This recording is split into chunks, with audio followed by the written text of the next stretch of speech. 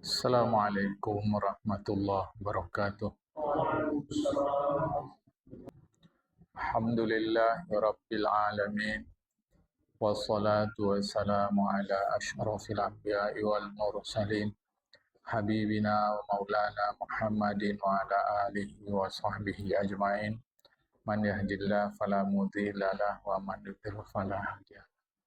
Qala al-musannifu rahimallahu ta'ala wa nafa'ana bi'ulumihi fid dharain amin summa qala. Wa fi riwayatin min hadis Ibnu Mas'udin annal malaka yaqulu ya rabbi mukhallaqatun am ghairu mukhallaqatin fa in qala ghairu mukhallaqatin qadafaha fil ahamidaman dan seterusnya. Dalam satu riwayat hadis dari Abdullah bin Mas'ud disebutkan bahwa malaikat bertanya kepada Allah terkait janin itu yang dalam kandungan seorang perempuan itu. Wahai Tuhanku, janin ini jadi atau tidak? Maka kalau Allah menjawab tak jadi, qadhafaha, malaikat akan melepaskannya di dalam rahim itu menjadi darah. Itulah yang kita sebut dengan keguguran. Kalaulah Allah jawab, jadi mukhallaqatun, jadilah dia. Maka malaikat bertanya lagi, ay Rabbi, zakarun am unsan, wahai Tuhan, laki-laki atau perempuan. Sampailah akhir yang telah kita sebutkan dalam hadis yang kita kajikan ini. Waja'a marfu'an, ada hadis marfu'. Arti hadis marfu' ini hadisnya sampai kepada Rasulullah Muhammad SAW. Idza matal jasadu dufina min haitsu ukhidha dzalika turab. Apabila sesosok manusia, seorang manusia, jasad manusia itu meninggal, maka dufina, dia ditanam. Di mana dia ditanam? Di daerah yang diambil tanah untuk badan dia. Jadi dari mana diambil Allah badan dia itu? Bahan untuk badan dia itu diambil Allah, tanahnya dari mana? Maka pastilah dia ke situ meninggal. Disitulah dia ditanam. Kata Nabi Muhammad sallallahu alaihi wasallam, "Idza qadallahu li'abdin an yamuta bi ardin, ja'ala lahu ilaiha hajatan." Apabila Allah sudah menetapkan seorang mati di satu tempat, maka Allah akan jadikan untuk orang itu ada keperluan datang ke tempat itu. Pasti dia datang ke sana. Sehingga setelah kejadian, tahulah kita, memang disinilah mati dia. Pantas semalam kami larang pun datang ke sana, dia tetap maksa juga. Rupanya memang untuk akhir hayat dia. Memang begitu. Jadi di mana dia akan meninggal, pasti Allah buat ada keperluan dia untuk datang ke sana. Tahap apalah itu jemaah. Setelah kejadian baru kita bisa bilang memang disinilah mati dia. Kadang-kadang orang bilang begini, coba kalau dia nggak datang sini, kan tak mati dia. Ini ada betulnya. Sebab memang mati dia di sini. Seandainya dia nggak datang ke sini, boleh jadi mati di tempat lain. Boleh jadi. Tapi menimbang sudah peristiwanya begini, kalau nggak datang dia di sini, maka dia nggak mati. Dia baru nanti orang yang nggak paham, ya kau udah takdir Allah segala macam. Ini harap dipahamkan jamaah. Jadi setelah kejadian dia meninggal di daerah ini, kita bisa bilang memang disinilah dia meninggalnya. Andai dia nggak datang kemari, nggak mati dia di sini, tapi boleh saja mati di tempat lain jamaah. Yang begini-gini kan urusan Allah. Jadi sebetulnya tak perlu juga kita mengatakan coba dia nggak datang sini, nggak perlu juga. Karena yang terpenting adalah kita menyelenggarakan 4 fardu kifayahnya. Sudah. Hanya kan kita mengambil iktibar. mengambil pelajaran atas peristiwa-peristiwa yang menurut syariat secara zahirnya itu tak baik. Yang lalu saya contohkan remnya blong. Ambil iktibar, ini sebab remnya blong. Ayo, nanti lain kali kita berkendara remnya jangan blong. Begitu. Apakah kalau remnya nggak blong nggak mati juga? Ya nggak juga. Cuma kan kita mengambil iktibar itu, gitu ya. Jadi ja'ala lahu ilayya hajatun au qala biha hajatun. Atau nanti dalam hadis yang lain hampir mirip Rasulullah sebut biha hajatun. Di tempat itu ada keperluan orang ini. Jamaah. Wakila fi ma'nahu, ada syair berikut. Idza ma hamamul mar'i kana bi baladatin da'athu ilayya hajatun fayatiru. Apabila kematian seseorang berada di satu negeri, maka akan muncul keperluan pada diri dia untuk datang ke negeri itu. Fayatiru, dia pun pergilah ke negeri itu. Jadi, ya lagi-lagi kita bisa bilang begini setelah peristiwa, setelah kejadian. Imam Tirmidzi Al-Hakim meriwayatkan di dalam kitab Nawadirul Usul dari Abu Hurairah radhiyallahu anhu. Qala, Abu Hurairah bilang, kharaja alaina Rasulullah sallallahu alaihi wasallam yatufu fata'arada nawahiyal Madinah faidzan biqabrin yuhfarun fa aqbala hatta waqafa alaihi, dan seterusnya. Rasulullah keluar bersama-sama kami, ya keliling-keliling. Kalau cara kita sekarang mungkin sidak, inspeksi mendadak, mungkin begitu. Maka fata'arada, Rasulullah memeriksa sudut-sudut kota Madinah. Tiba-tiba Rasulullah berhenti di sebuah kuburan yang sudah digali. Rasulullah pun menengok, lihat Rasulullah, berhenti Rasulullah di situ. Rasulullah tanya, liman hadza, kuburan siapa ini? Oh, sahabat-sahabat yang lain sahabat menjawab, li rajulin minal Habasyah. Ini orang Ethiopia ya Rasulullah. Habasyah, Habsyi itu orang Ethiopia ya Rasulullah. Kata Rasulullah, kan jauh, Ethiopia itu di Afrika, sedangkan Madinah itu di Asia. Secara benua dia berbeda jamaah. Cara dulu ya jauh lah. Kalau cara sekarang kan dekat saja, alhamdulillah. Walau jaraknya sama, bisa kita tempuh dengan berbagai-bagai sarana. Kata Rasulullah, la ilaha illallah. Siqa min ardihi wa sama'i hatta dufina fil ardlati khuliqa minha.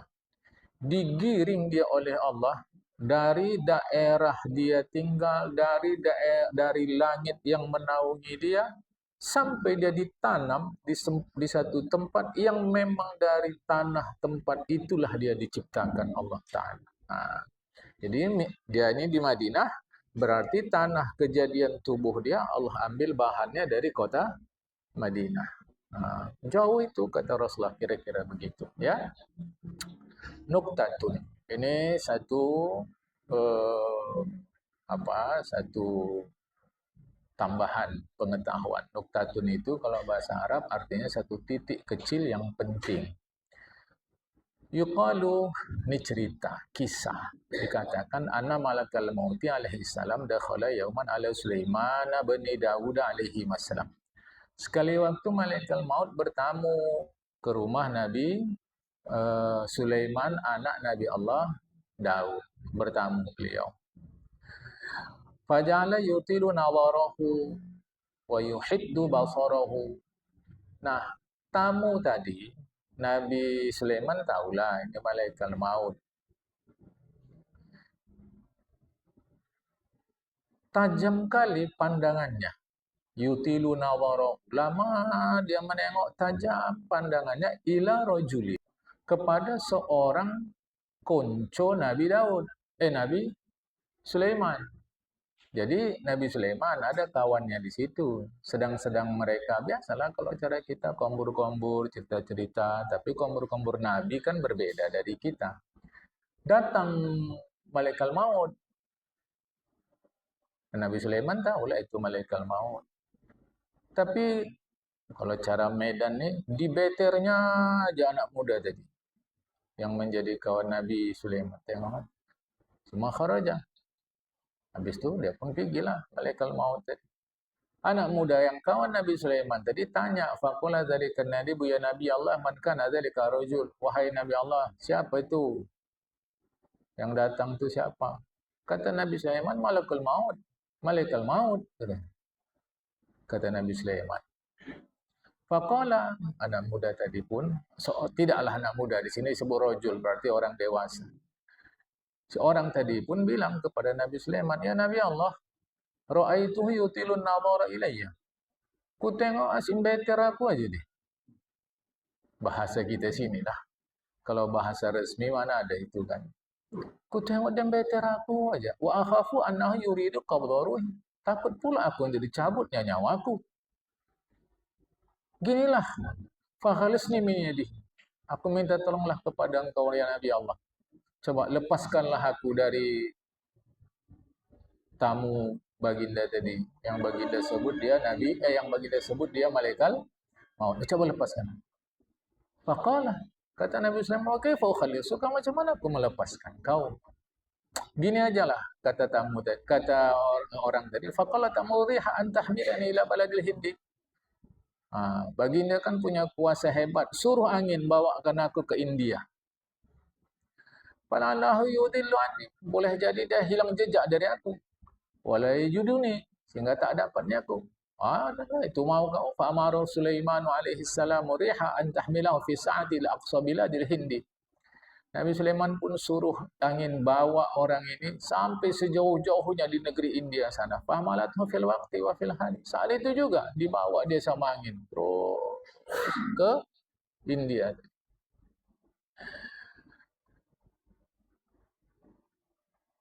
Faqubidha ruhuhu. Ternyata di India dicabut nyawanya. Meninggal dia. Wa ada malakal maut. Malaikat maut pun balik menjumpai Nabi Sulaiman. Wa dakhala alaihi Sulaiman alaihi salam. Datang lagi malaikat maut menjumpai Nabi Sulaiman. Faqala lahu Sulaiman, Nabi Sulaiman bertanya, "Di ayyi sababin kunta tutilun nadhara ila dzalika rajul?" Apa sebabnya si kau bete raja tamu aku dari tadi?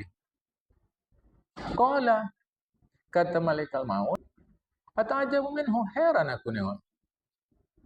Li'anna umirtu biqabdi ruhihi bi'ardil hindi. Wa baidun anha." Aku disuruh Allah Ta'ala mencabut nyawa dia di India. Sedangkan dia di sini.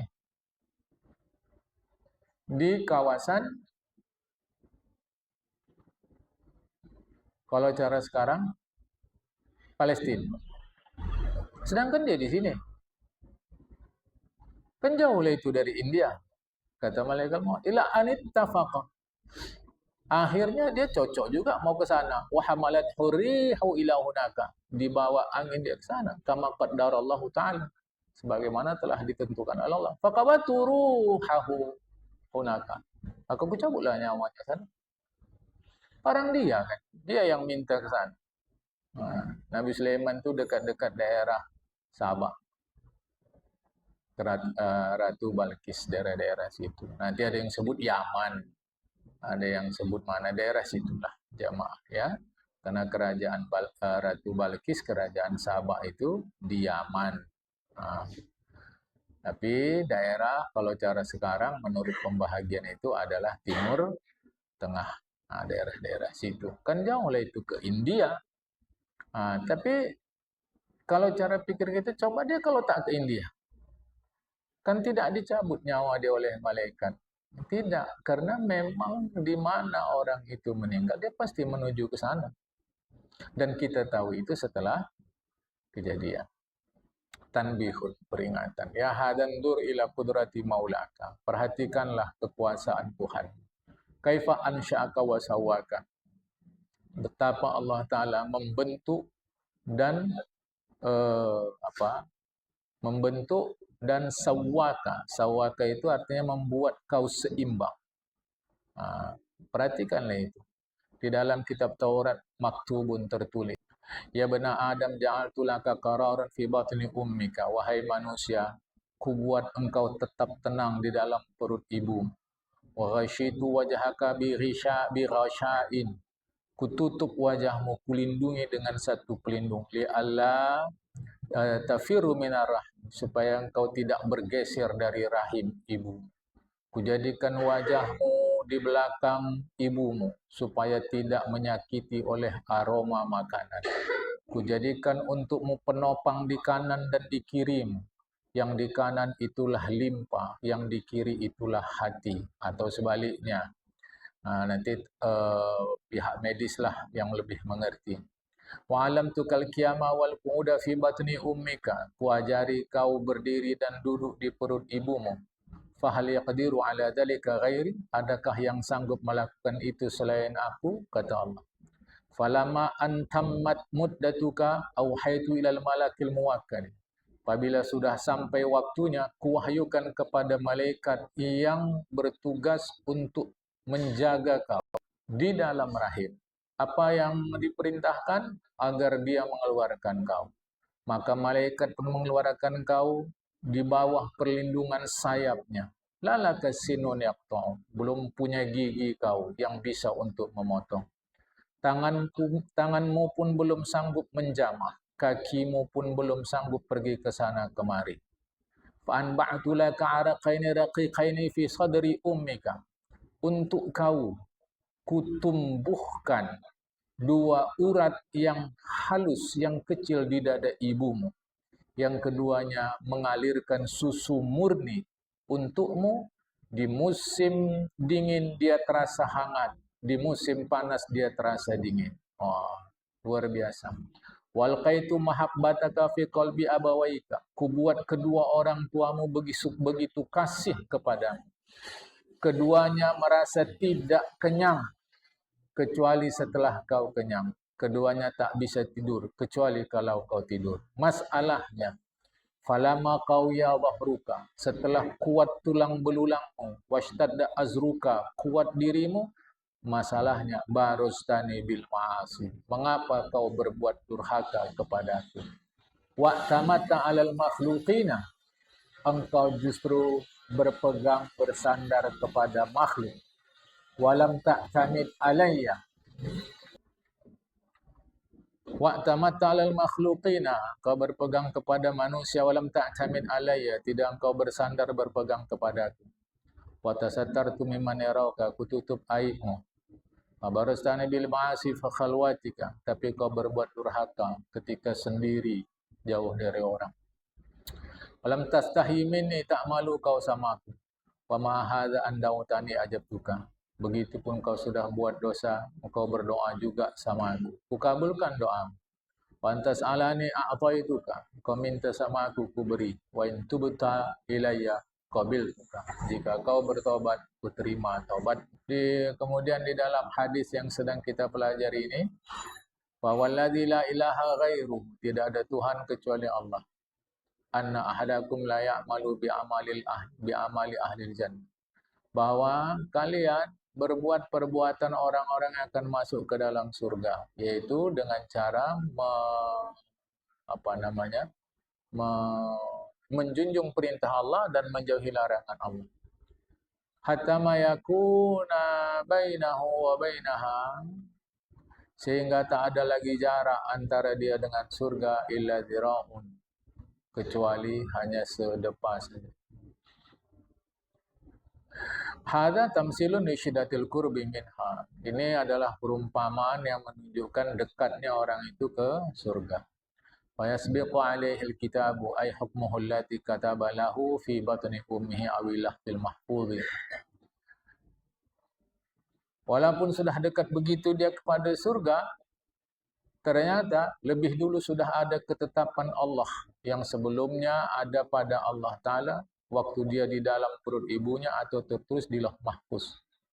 Mustanidan ila sabiqi ilmihil qadimi fihi, yang didasarkan kepada ilmu Allah yang qadim.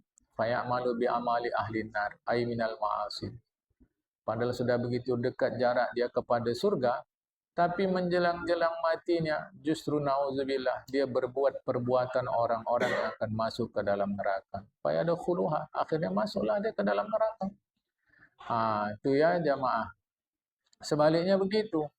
Wa inna ahdakum la ya'malu bi'amali ahli nar hatta ma yakuna bainahu wa bainaha illa dhira'un fasbiqu alaihi alkitab fa ya'malu bi'amali ahlil jannah. Bukanlah itu. Ahlil bukan jaliyah ini. Ya. Ahlil jahliyah. Ya. Sepanjang hidup ahlil jannah. Ahlil jannah salah saya ini. Ya baik. Sepanjang begitu juga sebaliknya. Ada orang yang dalam hidupnya buat jahat. Maksiat kepada Allah. Saking jahatnya, tak ada lagi jarak antara dia dengan neraka itu kecuali hanya sedepa saja. Tapi memang sudah begitulah. Ada ketetapan Allah Ta'ala bahawa dia termasuk orang ahli surga. Sehingga menjelang-jelang akhir hayatnya dia berbuat perbuatan-perbuatan orang-orang ahli surga. Akhirnya masuk surga dia bihukmil qadaril jari alaihi. Berdasarkan ketetapan kekuasaan Allah yang telah berlaku untuk dia. Dan ini bukan urusan kita. Ini urusan Allah Ta'ala. Jadi baru kita bisa bilang setelah kejadian. Baik kali orangnya. Tapi itulah akhir-akhir hayatnya ya Allah. Tak sangka awak dia kayak gitu. Matilah dia. Baru kita bisa bilang. Memang sudah ketetapan Allah sebelumnya bahawa dia begini. Atau sebaliknya jahat kali orang. Tak tahulah awak. Bilangkan yang macam tak ada baik-baiknya. Sampah masyarakat resah pun kami. Tapi akhir-akhir hayatnya ya Allah. Luar biasa baiknya. Ibadahnya, ya Allah. Macam bukan dia yang awak kenal jahat dulu. Tapi kita bisa bilang gitu setelah kejadian. Nah, kepada kita yang belum kejadian, nggak bisa. Percuma aja aku beramal soleh. Kalau nanti akhir-akhir hayat aku durhaka juga aku sama Allah. Nggak bisa bilang begitu. Atau, alah, baik-baik rajin solat pun kalau dasar masuk neraka, dekat mati nanti dia jahat juga. Nggak bisa kita bilang begitu. Lantas ini dibocorkan oleh Allah kepada kita melalui Rasulullah. Agama ingin mengajarkan banyak hal. Satu, kau jangan sombong kalau sudah dipilih Allah orang solat. Dipilih Allah kau orang puasa. Dipilih Allah kau orang zakat. Dipilih Allah kau orang haji. Dipilih Allah kau orang baca Quran. Jangan kau sombong sama orang yang belum melakukan begitu. Satu. Yang kedua, mirip-mirip dengan itu. Nggak ada jaminannya kebaikan kau ku terima. Gitu kira-kira dari Allah Ta'ala. Maka diperlukan terus-menerus kita mendeterjenkan ibadah kita agar makin bersih, makin bersih, makin bersih, makin bersih. Itu diantaranya. Yang ketiga. Jadi jangan sombong. Yang kedua itu, ya mirip-mirip sombong, jangan ujub. Yang ketiga, doakan orang yang belum baik supaya jadi baik. Dengan catatan jangan lupakan doakan dirimu supaya tetap baik. Jadi bukan kaji ini untuk mengukur-ngukur orang. Percuma aja baik dia. Kalau memang ditetapkan Allah neraka, tengok nanti mau mati dia. Jahat tuh. Apa urusan kita? Kita bisa bilang begitu setelah kejadian. Sahabat-sahabat Nabi kurang apa dekatnya dengan Nabi? Ada juga yang murtad itu. Nabi masih hidup murtad. Kalau Nabi sudah meninggal, ya malah ada yang aneh-aneh. Lebih hebat dari murtad lagi, ngaku Nabi malahan. Jadi ini mau hati-hati ya. Jangan nanti kita jadikan hadis ini untuk menghukum orang. Tidak, hadis ini mengajarkan kita nomor satu rendah hati. Karena tidak jarang itu orang yang sudah rajin ibadah suka kali ngukur orang yang gak sembahyang, gak puasa. Mengukur apa nih? Tak boleh begitu. Kita tak tahu ya. Faman sabaqallahu sa'adatu sarafallahu qalbahu. Waman sabaqallahu Faman sabaqallahu sa'adatu sarafallahu qalbahu ila khair bihumil kitabilahu bihi. Siapa yang memang sudah terlebih dahulu ditetapkan Allah akan masuk dalam kelompok orang bahagia. Allah akan palingkan hatinya untuk berbuat baik sesuai dengan ketetapan Allah. Begitu juga, siapa yang sudah lebih dulu ditetapkan Allah menjadi orang yang celaka, wal'iyadu billahi ta'ala, berlindung kita dengan Allah karena biaksihi. Dia akhirnya nanti akan berbuat buruk. Ya, ini mau hati-hati. Jangan hadis seperti ini kita jadikan kita jadikan tameng kita untuk menghukum orang. Ya, di dalam sebagian riwayat hadal hadisu wa innamal a'malu bil khawatim. Wa fi ba'di riwayati hadal hadisi, bukan hadal hadis. Wa fi ba'di riwayati hadal hadisi wa innamal a'malu bil khawatim. Sebahagian riwayat hadis yang seperti ini ada banyak, di antaranya berbunyi begini, wa innamal a'malu bil khawatim. Perbuatan orang itu ditengok nanti ujung-ujungnya. Kalau ujung-ujung sebelum mati sampai matinya dia baik perbuatannya, taulah kita selama ini sebetulnya dalam hidup dia ini niatnya baik. Kalau di ujung-ujungnya buruk, taulah kita selama ini sebenarnya niatnya buruk, tak baik. Jadi ujung-ujungnya. Tapi apa juga urusan kita memperhatikan ujung-ujung amal orang? Agama yang menegaskan seperti ini maksudnya kau berhati-hati. Dari sekarang kau berbuat itu tulus, jangan ada karena nanti apa kata orang, nanti kalau awak buat gini apa kata orang, kalau dibuat gini nanti kan orang senang sama awak. Jangan begitu-begitu. Kalau Allah suruh buat titik. Kalau Allah larang titik. Karena Tuhan kita bukan orang. Tuhan kita Allah Ta'ala. Lakukan aja udah titik. Yang tulus-tulus saja. Nggak enak lah awak, nanti kalau nggak awak buat apa bilang orang. Atau kalau awak buat nanti apa bilang orang. Asyik orang aja pertimbangan. Asyik orang aja pertimbangan. Itu fobia. Kita saja yang fobia. Padahal orang tadi pun belum tentu juga perhatian sama kita. Jemaah. Jadi ini repot. Tuhan kita macam bukan Allah Ta'ala lagi sudah. Cuma orang Tuhan kita. Saya bukan mengajarkan egois. Nggak ada. Itu mustahil. Egois itu hukumnya haram. Tapi kalau begini kata agama, apa ya hanya kita buat dia? Kalau nggak mau digunjing orang, sedangkan Nabi Muhammad digunjing orang sampai sekarang. Sampai sekarang, Nabi Muhammad itu digunjing orang. Bahwa orang non-Muslim tak satu dua yang mengakui kebenaran Nabi Muhammad, walau dia belum Islam. Tak satu dua juga orang non-Muslim yang membenci Nabi Muhammad SAW. Jadi ini kita repot. Tapi ya itulah, saya hanya menyampaikan saja. Selebihnya tanggung jawab kita kepada Allah. Wafil hadisi, di dalam hadis disebutkan, i'malu, buat aja. Saya tidak menerjemahkannya secara literally. Kalau secara literally, i'malu, beramallah oleh kamu sekalian. Cara awak buat aja. Likullin fakullun muyassarun lima khuliqalahu. Setiap orang dimudahkan Allah berbuat sesuai dengan apa yang telah ditetapkan oleh Allah Ta'ala. Alhamdulillah macam kita asal mau buat baik, mudah saja. Asal mau buat baik, alhamdulillah mudah saja. Kullu, setiap orang, muyassarun, dimudahkan Allah. Lima, untuk sesuatu, khuliqa, diciptakan dia lahu untuk sesuatu itu. Kalau sesuatu itu misal kata baca Quran, mudah aja dia baca Quran. Memang dia diciptakan Allah untuk itu. Ada orang kalau dia buat jahat, mudah aja. Memang dia untuk itu. Kita bisa bilang setelah kejadian. Imam man kana min ahli sa'adah. Ada kalanya orang itu termasuk orang bahagia. Maksudnya ke surga. Famuyassarun li amali ahli sa'adah. Maka dimudahkan Allah dia untuk berbuat maka dimudahkan Allah dia berbuat perbuatan orang-orang yang berbahagia. Wa imam man kana min ahli syaqawah.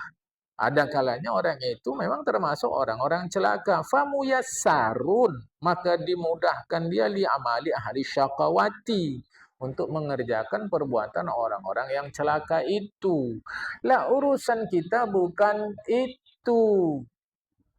Urusan kita syukuri sekarang kita berada di jalan yang dimudahkan Allah untuk orang bahagia. Mudah-mudahan sampai mati begini atau malah lebih.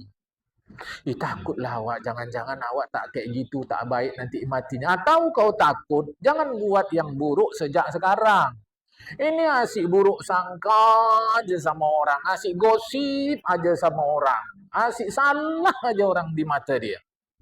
Macam dia aja yang betul. Asyik ceritain orang, asyik gibahin orang.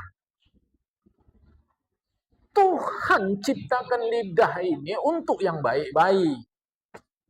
Potong lidah ini dari mengatai, menggunjing orang. Tapi takut dapat dosa, takut neraka, disuruh baik, nggak mau nyinggung awak ustaz nih, nyinggung awak dia nih. Udah buruk sangka lagi. Ayo mah. Jadi mau bagaimana lagi pelajaran untuk kita orang Islam yang disampaikan Rasulullah sudah. Nyampaikan yang enak-enak untuk surga udah, nyampaikan yang ngeri-ngeri untuk neraka udah. Jadi mau macam mana lagi? Coba aja mah. Asyik buruk sangka, asyik dengki, asyik ujub. Kan udah kami siapkan nih duit untuk Ramadan. Setiap satu Ramadan kami sedekah 100.000. Jadi kalau Ramadan itu 30 hari, berarti berapa juta tuh ya? Kurasa 3 juta tuh kami siapkan tuh untuk sedekah nanti Ramadan. Itu apa cakap-cakap gitu? Jangan dulu jamaah. Pentingnya apa? Coba deh. Kita sudah dibimbing Allah jadi orang baik ini. Jangan lagi di setel-setel jalan itu untuk jadi orang buruk. Syukurlah kita. Nah, itu ya. Faqulubul khalqi biyadillahi yasrifuha kaifa yasha. Jiwa manusia ini dalam kuasa Allah Ta'ala. Allah mengambil tindakannya kepada manusia ini kaifa yasha, sekehendak Allah Ta'ala saja. Saya suka mencontohkan gini jamaah.